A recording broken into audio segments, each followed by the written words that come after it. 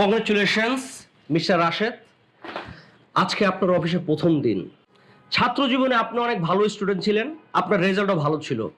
মোট কথা ছাত্র জীবনে আপনি সফল ছিলেন। আমি আশা করব কর্মজীবনে আপনি সফল হবেন।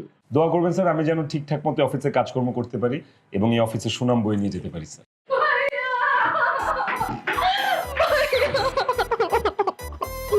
তুই কাঁদছিস কেন? ভাইয়া আমাকে একটা গুন্ডা তুলে নিয়ে গেছিল বিয়ে করার জন্য। আমি কোনো রকম সেখান থেকে বেঁচে আসছি ভাইয়া, আমার বুকটা এখনো ধড়ফড় করতেছে। বলিস কি? কার এত বড় সাহস যে আমার বোনকে জোর করে নিয়ে যায় বিয়ে করার জন্য? কার এত বড় বুকের পাটা? আসসালামু আলাইকুম ম্যাডাম। ম্যাডাম ভালো হয়েছে আপনি ওনাকে বিয়ে করেননি, উনি তো পাত্র হিসেবে একদম খারাপ, ভালো ছিল না। আমি পরে সেটা রিয়েলাইজ করেছি ম্যাডাম।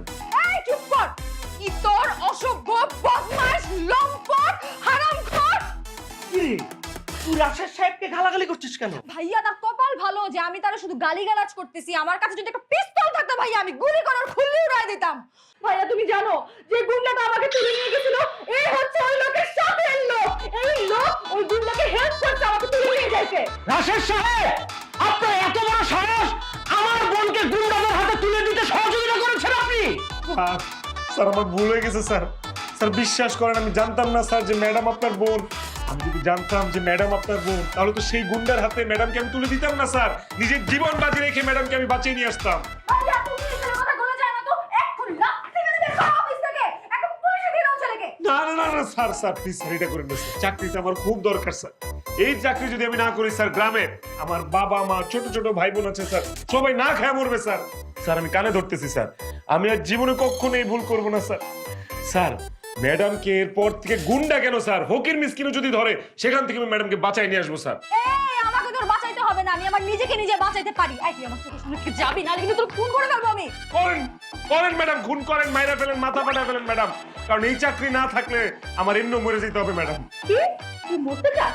ঠিক আছে আমি তোকে মেরে ফেলবো। ভাইয়া তোমার পিস্তলটা দাও তো, এই ছেলেকে গুলি করে মেরে ফেলি। আহা, তুই মাথা ঠান্ডা কর।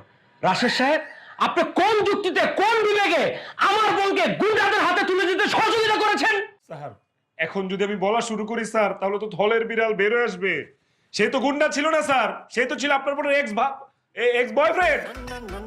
ওই লোকের আপনার বোন খায়া দেয়া ফতুর কইরা এখন সে ছেড়ে দিতেছে।